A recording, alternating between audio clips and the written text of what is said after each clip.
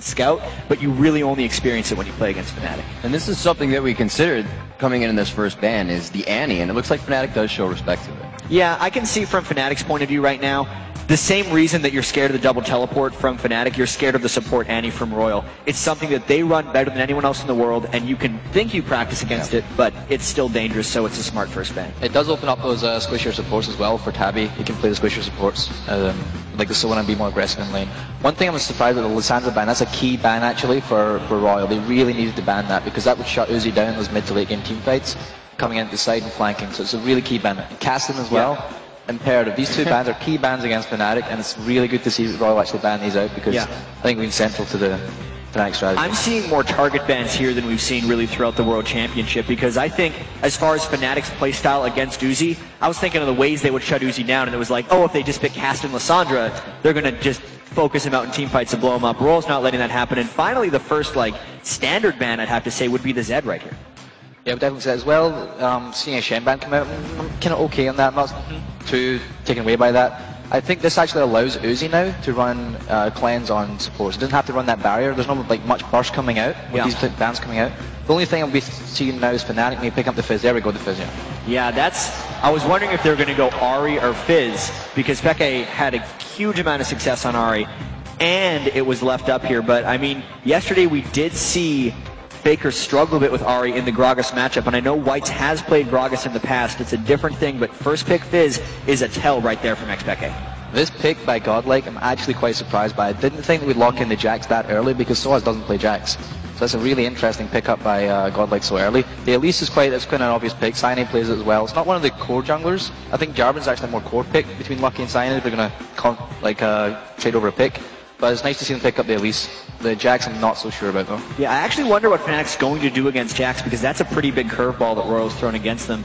Yesterday, once again, Renekton seemed to be the pick against Jax. Other than that, Jax is a difficult matchup. I was talking with a lot of players like, what do you actually lane against Jax? And I could not get a solid response from a lot of them. So I want to see what Soaz has planned here because he is one of the most versatile top laners in the world. Or if they don't even pick the top laner yet, because they're going to want to lock down supports. I think Zyra is an underrated pick, and Corki, of course, for Pushu has been huge this World Championship.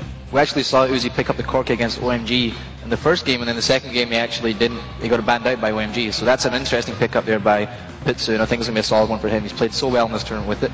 I wonder whether they're going to respond with Graves. I don't think it's going to be a Graves. Will we see the Vayne coming out again? And maybe it's a bit too early to pick the Vayne. As well as if he goes the Summoner spells, if he goes for the Tabby picking up Lulu, actually, that is a big one. That is really big. Yeah. He defaulted to that when Annie was banned out and Sona was banned out. He always went to the default Lulu pick. It's really interesting for Fnatic here now, since with the Lulu Vayne, it is incredibly difficult to assassinate Uzi, especially with this cleanse. And knowing that Caston and Lissandra have already been taken away from Fnatic, it to me pushes Soaz into more of a diver or more of an assassin in the top lane. I don't know if that'll work against Jax. Sure, they already have the Fizz from Peke, but I don't think the Fizz alone is actually enough to take him out. How do you guys feel coming in with these compositions that, although they both want to fight, both teams also have a huge amount of disengage if they want to get out? Fizz can tricks her out, Lee Sin can tricks her out, Valkyrie out. It almost seems like both of these teams are setting up comps that don't fight each other. Somewhat true. I mean, there's a lot of split push potential between a Jax and a lot of split push potential between the Vayne as well. None of them can actually deal with the Fizz 1v1. Maybe Jax if he gets going. I don't think Godlike's going to get going though. Yeah, as far as Fnatic goes, their disengage is going to be all about their overall map control because as soon as a team fight starts, everyone has to go in, and it really is going to be difficult to take out Uzi knowing Royals put up so many shields. Yeah, one of the integral parts of Royal team comp actually is the fact that they've looked to protect Uzi. It's one thing we always said, if Uzi doesn't get going, then they might not win the game, and they've looked to really protect the Uzi comp. Lulu's a relatively safe laner, can be a bit more passive so they can dodge those TPs if Peke actually does pick up TP. Doesn't look like he has yet though. And as well with the shields from Orianna. I think they're really looking to play around Uzi in this game, and I think we said that coming into it, and we'll see if they can pull it off. Yeah, as of right now for Fnatic's team composition, I don't think they got exactly what they wanted. Yes, they picked up Leona, and they got an early Fizz, but I think the Lissandra and Caston bans really hurt their overall strategy, and they're going to struggle to finish off Uzi in this match, I think. All right, gentlemen. While the teams load into the game, let's see who you at home think is going to win this series. According to LOLesports.com, 74% think that Fnatic will be taking on SKT in Friday's World Final. Double If said Royal, Everyone else said Fnatic. So we'll have to see what comes down to that. What were you feeling at the end there coming in for Royals team, how they're going to work? You said a little bit of split push. Is that really going to be what they want? I don't think it's necessarily integral to the split push. I think it's more around protecting Uzi. I think that's the core component of Royals team comp, and I think they can do that. They really only one big assassination from the XPK's Fizz, the high element of burst. Sure, they do have the Leona coming in, the Zac coming in, but I think as long as Uzi, with his godlike positioning, I think if he can survive through with all the shields that he has, he also picked up barrier, and it's going to really help him. All right, it's going to be a big laning phase on this one. We know Royal likes to fight. We're talking about Fnatic liking to get the picks. We are about to load into this game. Jat, when you saw Fnatic's picks, did these seem like it would be a first game Fnatic? They don't want to show too much, but they're also coming in with what they want. I'm a little bit worried about Fnatic's picks right here because even though they did get a lot of what they wanted, I don't think they have the answers for Royal right now. I feel like Godlike might be able to contain them with his Jax in the top lane, and Fnatic's going to have to outplay substantially. All right, thank you very much, Snoopy. We'll see you for game 2 coming into Champions Leg, but right now we are into our first semifinal matchup. It is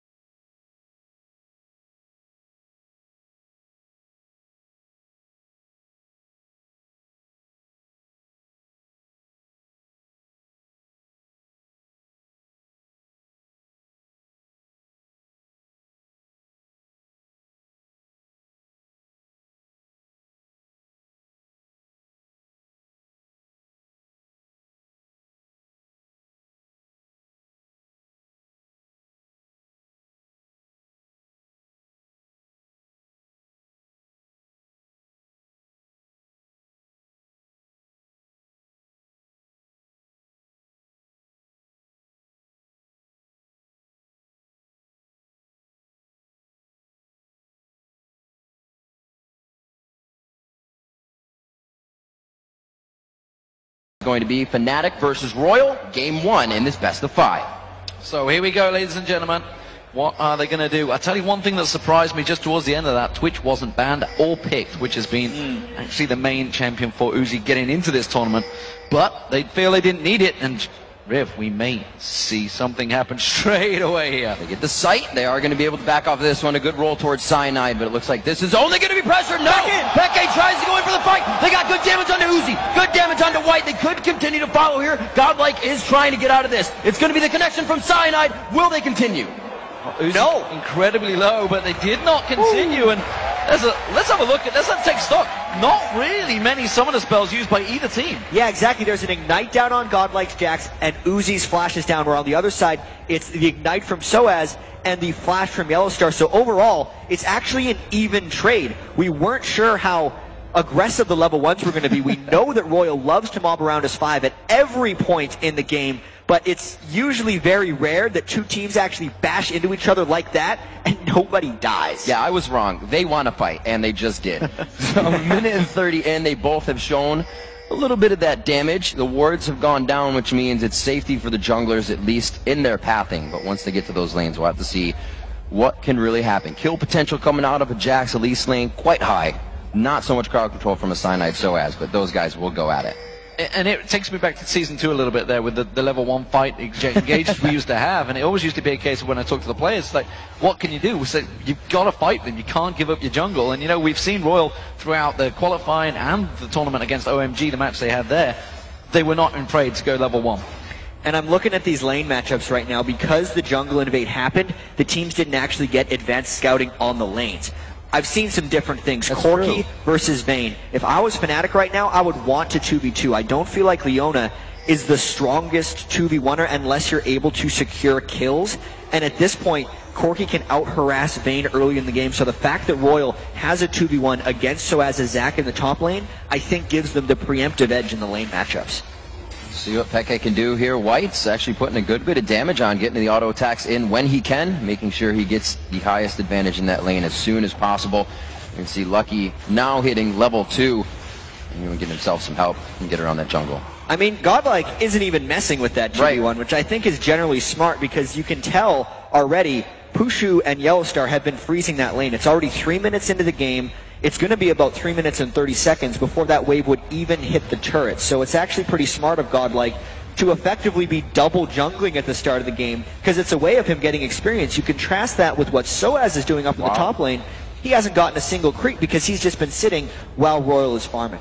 Yeah, and if you pass that back to obviously the OMG game, they did the same thing. We talked about the fact that Godlike on Renekton just went completely out of there, didn't want any of it, and sort of pressure on that lane, which now he's finally in lane. What, 3 minutes 30 into the game, he finally gets into lane. And it's strange because coming in, when we were scouting the Chinese teams, it seemed like they were still very wrapped up in that 3v1, 2v1 split push strategy, and we're like, why are they still doing this? North America and Europe moved on from it long ago.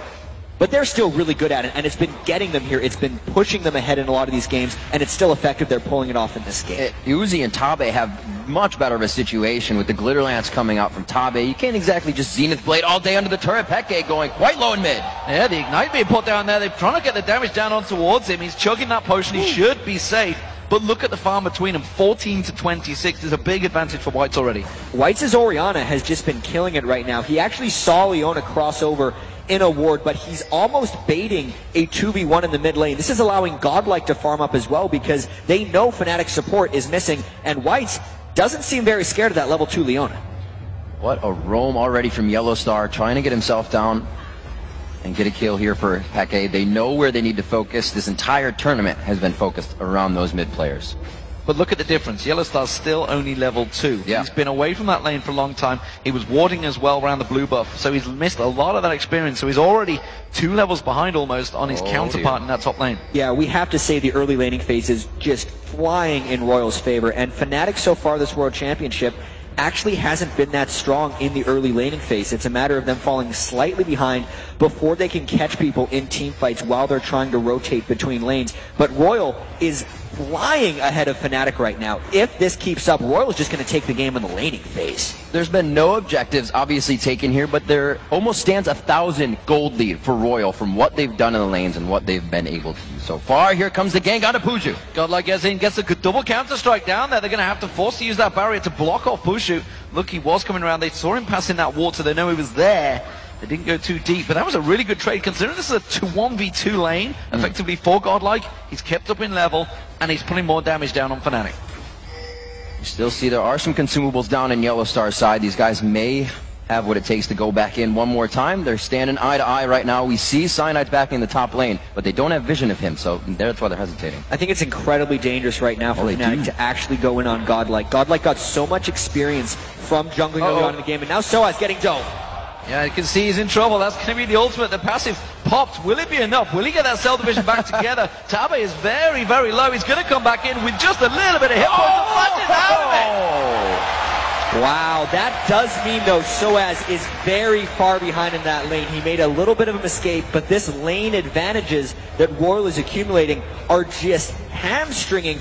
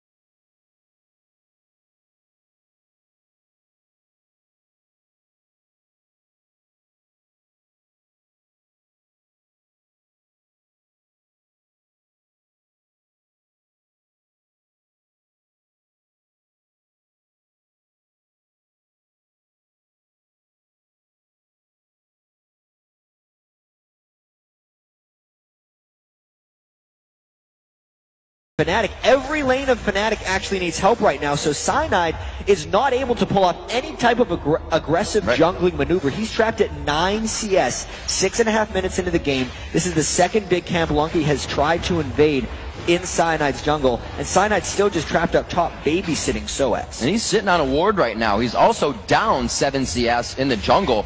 Well, Lucky's been able to stay in this bottom lane, go into the jungle, steal golems, get wraiths when he wants on the side of Fnatic. They are not letting Fnatic get an edge here. They are not, and Godlike, you know, they've got to start dealing with him. You know, we've always seen yesterday how Jax gets going again. The Cocoon lands on Yellowstar, taking incredibly low. This could well be first blood, but no! The Ignite finally ticks. Seemed like the last tick of Ignite from Godlike there, and that's why it was dangerous for Yellowstar and Pusha to be in that lane. They were out-leveled by what effectively is a kill lane with Elisa Jax. Yellowstar actually still has a potion coming out of that, but now it's onto Soaz. He goes down too. This game is running away from Fnatic extremely quickly. 2,300 gold, only 7.5 minutes in. Every lane going Royal's way, and they're picking up kills in even fights, 2v2s. What is effectively just the lane matchup up top with Vayne and Lulu against Zac. This is huge trouble for Fnatic because without teleports as well, they don't have sneaky moves to make around the map and get some of these kills back. Desperate times, and if you look in that mid lane, you talked about it, 72 to 31 CS farm behind Whites. Peke is miles off, and he's the man that has to carry Fnatic through this one. And at that stage, I'm not sure he can. We're only 8 minutes in, and they are way behind. That early Fizz pick was a dare to Whites, seeing if he would be able to shut him down. He didn't decide to go for Ari. We've seen that matchup play out, but the Orianna pick, actually coming into this tournament, people were saying Peke's strongest champion was actually Orianna. You'd think he would see that coming a bit more, but White's almost without jungle pressure, pretty much no ganks coming through, just a straight up 1v1 is absolutely decimating Peke, who had been so dominating throughout this entire World Championships up until this game. And Peke is actually trying to hit a spike really early, getting that Sheen first. Still down about 40 CS in that lane. Yeah, you see most Fizzes go for double Doran's ring. He's completely skipped that because I think he recognizes how far behind Fnatic is falling right now.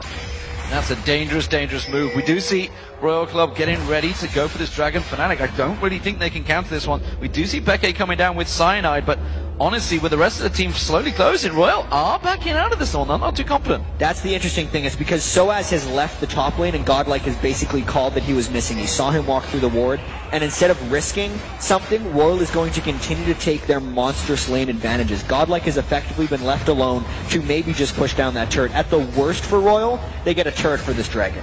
And already we see the pink wards coming out of Royal. There is one on Cyanide, but we'll see if they can get this Dragon coming down. We do have Whites and Lucky just on the top side. They will have to give it up with Vision on their side. I like that call overall from Fnatic. Even though they do trade objectives, they're at least accelerating the gold a little bit, so their lead percentage-wise, or their deficit isn't as large in this one. They give up the turret, but they do get a big objective in the Dragon. Godlike, of course, just going to nail down that turret. First one of the game will go to the Chinese team Royal Club here. And that Jax, you got to be careful. We've seen him get going yesterday for, it was for Najin Blacksword actually that used to run him. Weren't running very, very well. And I could say SKTT1 ran him as well, because Jax seems to have been one of the champions of choice in that top lane. And as of yet, no team has found a solid counter to him. Yeah, we were thinking we were going to see a lot more Jax in this World Championships in the group stage because of the Trinity Force buffs, because of all the hype we've been hearing about him, and because players like we saw yesterday from Najin Sword Expression had played Jax even before the buffs to much success. I think it's going to be a huge pick throughout this entire series. Yellow Star not 6 on this possible engagement towards the bottom lane. They don't have vision on Peke in mid, so they're kind of hovering on engaging on this one. But they are all still trying to pressure the advantages. 109 CS over 54 in the mid lane. 102 for Uzi over 75 of Fuju. Yeah, that's some big, big differences in terms of farm between them. You can see the gold stacking up. It's 1,000 gold advantage in that mid lane alone between the two. Oh, he's going to see the Starlight go towards him. Uzi's going to get caught down. Tabe gets hit up pretty hard. He's going backside. They're split up on their positioning here. But Cyanide's trying to continue the kill. Tabe's there. He gets the ward down. Oh, he missed the Q, but he gets the kick in. That's what's having the ultimate as work. The nice insurance for the cyanide, just smacking someone away with a big kick. And actually, I'm very surprised Uzi brought barrier in this game, because if he cleansed that, he dodges the Leona gank, and that's the crowd control dive that Fnatic loves to pull off and try and get back in this game. Considering how many wards Royal had placed in the river and inside Fnatic's jungle, the fact that Cyanide and Yellowstar could approach that gank, brute force through the lane, is huge for their overall potential in this match. Those are absolutely critical kills, and Fnatic, because of that, is still in this game. So we see the Phage Stones get built up by Pushu, almost the standard build, of course, for a Corki. He's going to go back and see what he can get with that kill and assist gold that he's just picked up. It is going to be the Sheen, so no boots still for him. Meanwhile, he's going to be up against that Blade of the Rune King, Uzi, in that bottom lane. Farm-wise, we mentioned it already, he's fell quite far behind, but those kills, those assists, yeah, they're going to be needed. It really, really helped. He actually brought 20 CS back just within that small instant, so he's getting himself there. We'll see what they can do in the other lanes. We've seen Peke having a really hard time, but there's been no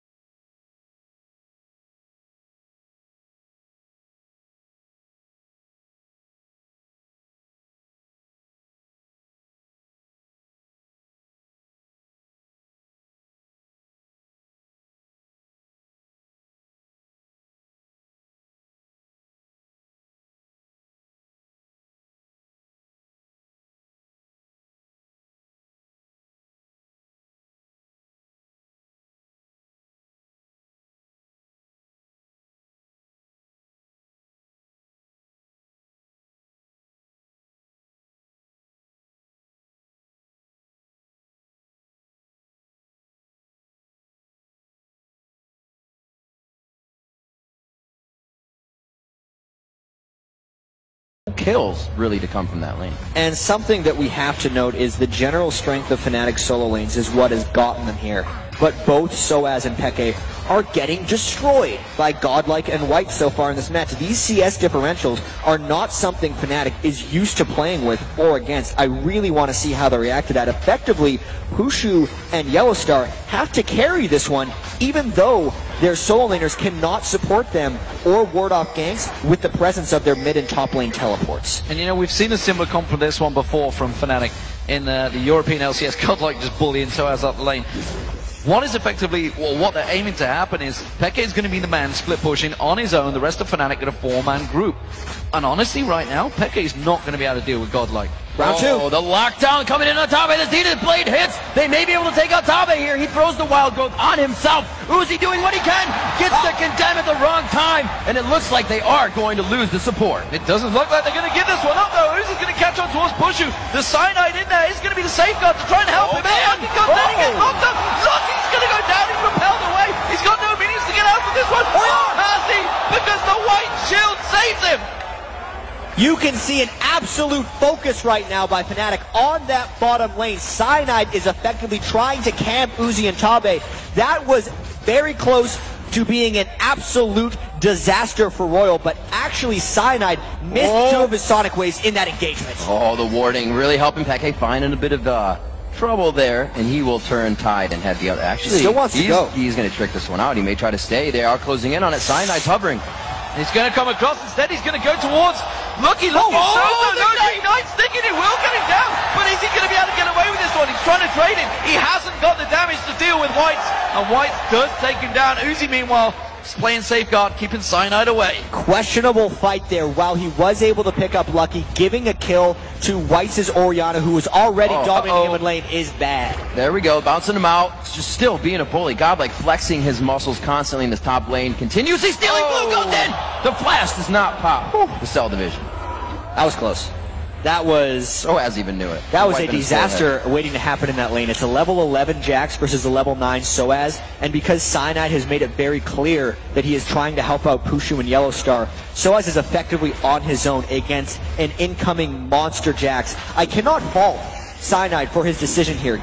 It's always safer and often better to gank the lane that is even or winning than to gank a lane that is losing. Because if Lucky only mirrored ganks, assuming Cyanide did try to go for Zac, it would be a disaster and it would effectively just cascade the game in Royal's favor.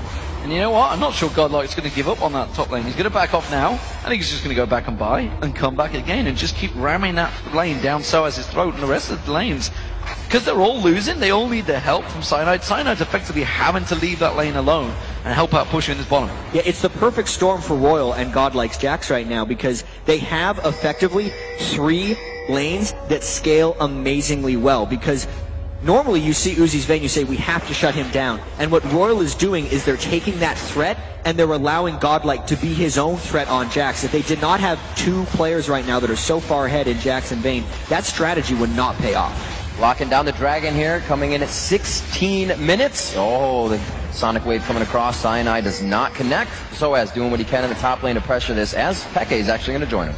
Yeah, Cyanide looking to try and get that steal. I'm not sure if Soaz has quite got enough with this wave to take this turret down. Doesn't have a great deal of damage, just got that Sunfire Cape on him, and it's going to be the middle turret going down as well. Royal driving down all of the outer turrets now. It's a bit of bis rotation there from Fnatic to go for Dragon, lose that mid. They're going to get top though, so it comes back to them. So one thing Fnatic's been doing to try and stay a little close in this game, and they've actually done it fairly frequently, is they don't ward as much as their opponents do. Royal had generally complete vision across Fnatic's red side of their jungle. Oh man. And that turret's not going down, so the objective goal is not close either. Yeah, so as his face told the whole story there. He wasn't too impressed with that one.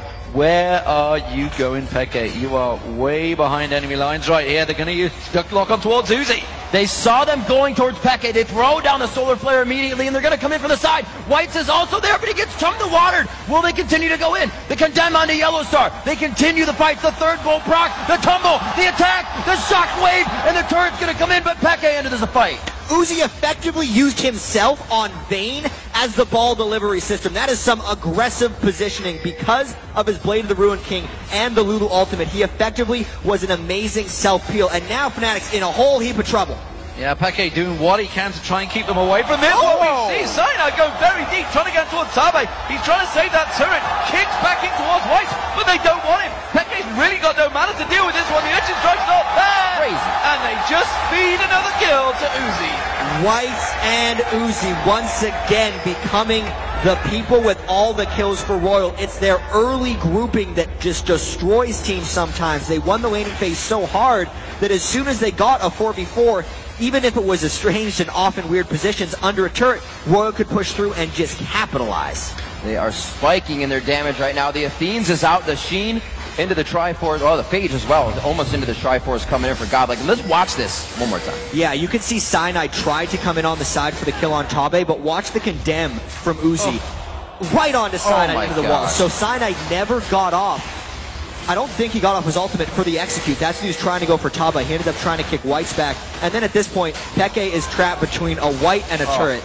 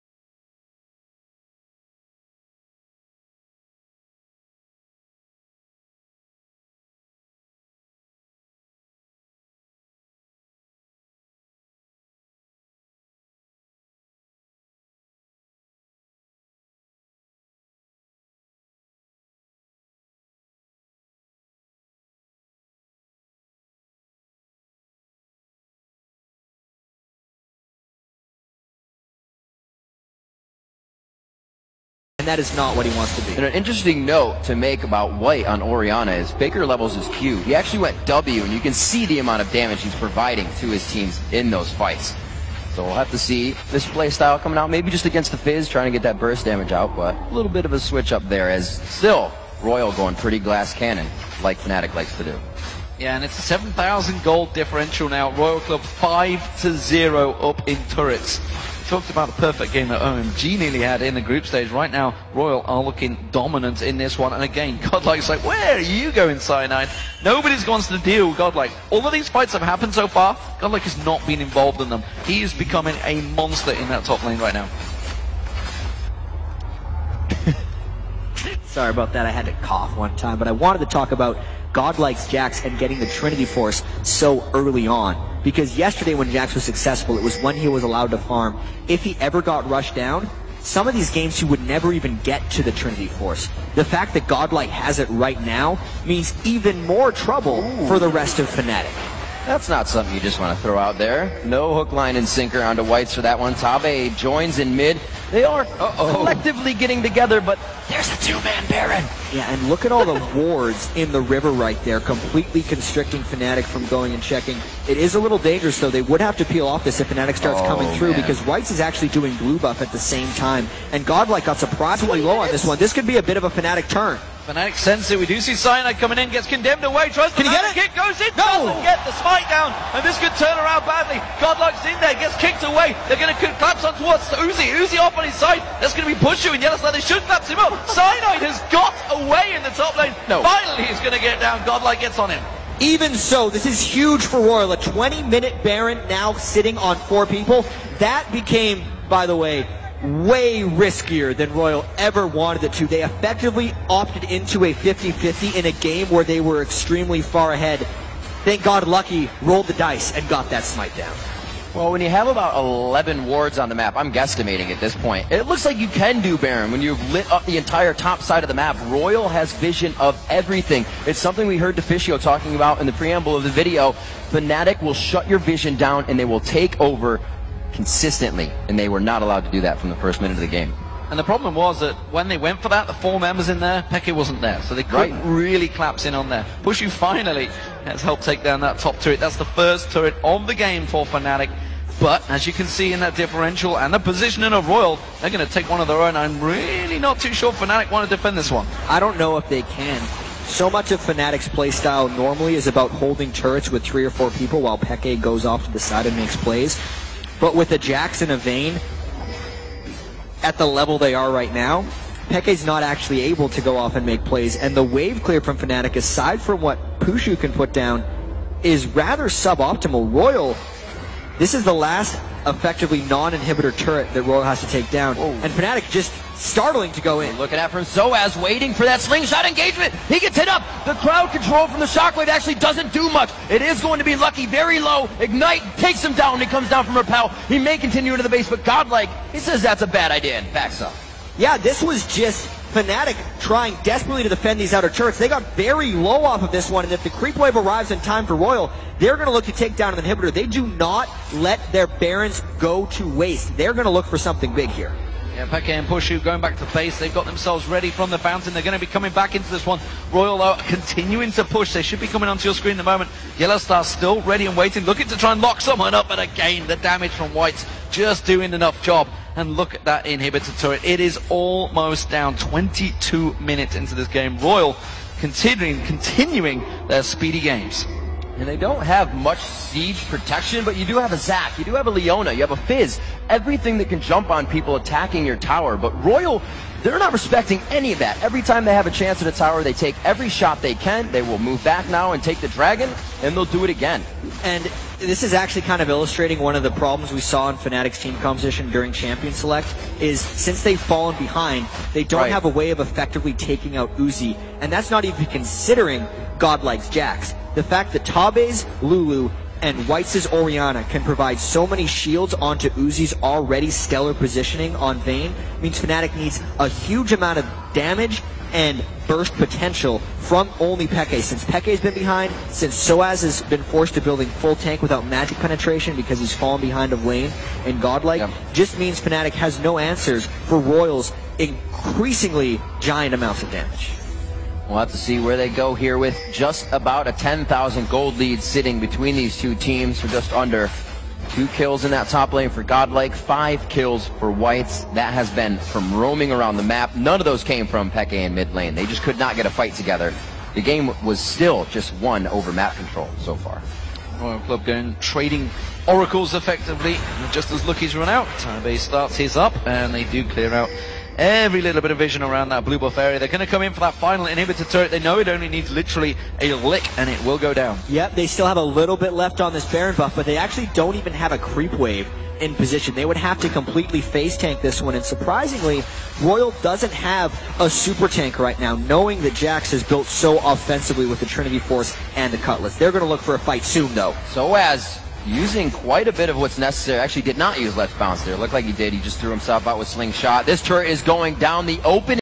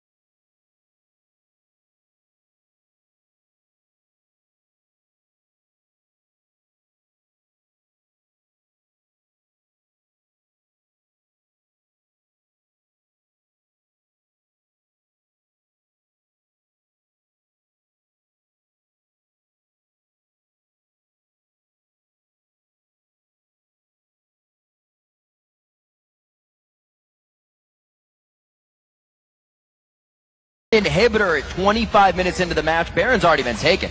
Royal in the lead. But no Baron buff on Royal anymore. Fnatic wants to make a last stand. It would actually be right here before this inhibitor goes down. Otherwise, Royal will starve them. You see Peke just lingering off at the side. That elastic slingshot will be back up, but so is already too low. He's already down to half hit points. If he's going to use Let's Bounce, it may be a suicide chance for him, and he's going to have to try and throw himself in there. Instead, it's going to be the first inhibitor of the game. 25 minutes gone to Royal Club. Fnatic knows they have to watch a few of these things happen. As Jat said, they can't engage right now. It would just be even worse for them.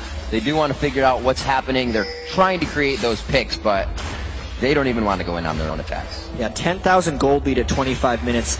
This has just been a completely Royal-controlled game. They won every single lane. They got the 50-50 at the Baron, which would have been a huge turning point if Cyanide would have been able to steal that. We have to emphasize that a lot. But since Royal got that Baron, since they have such a monumental turret advantage, it has shut down Fnatic's ability to catch people in rotations, hide in Fog of War, and actually use their huge amounts of chaining crowd control with Yellow Star's Leona.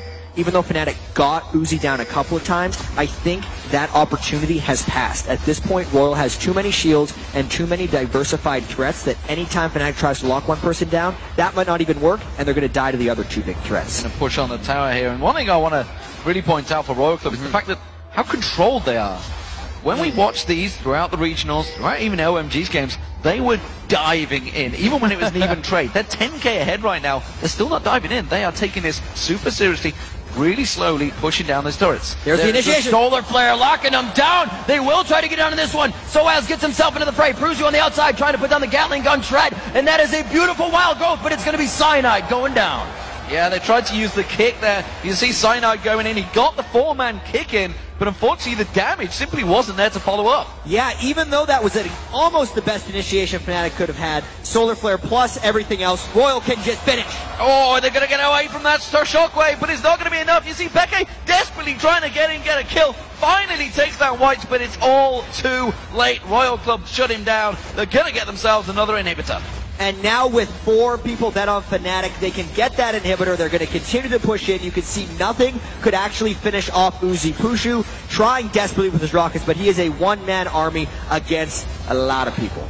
And really, looking back to the early part of this game as we've now traveled 27 minutes into this, Lucky and Godlike double jungling the early part of the game. An early Baron from these guys. The kill potential of Jax and Elise, destroying the lane of Puju and Yellow Star on the bottom. Soaz and Cyanide did what they could in the top, but it was ultimately the sway of where the solo lane started to win. Yeah, I think so much of this was Royal's domination from Godlike and Whites. I cannot fault Fnatic for trying to focus down Uzi because, let's face it, he's an amazing AD carry. They actually put a decent amount of shutdown onto Uzi, but they forgot about Godlike. Whites destroyed Peke. And if you're a Fnatic team that wants to beat Royal, you just can't have that happen. Peke has to either pick a stronger pick or, well, Fizz is obviously a strong pick, but not against Orianna, or he just needs to perform better in lane. Without Peke roaming around and making plays, Fnatic does not execute. And that is always the danger of picking your mid lane very straight away. And it's something that actually in the European LCS they just haven't done. It's not been done for a very long time, so it surprised me and surprised the teams even coming into this tournament like those mid lanes were getting chosen straight away because of the fighting over Ahri, fighting over Zed. Yesterday Ahri was 8th pick, 9th pick? Yeah. I think, yeah. Absolutely right. You're correct on that one. 8-1 in turrets.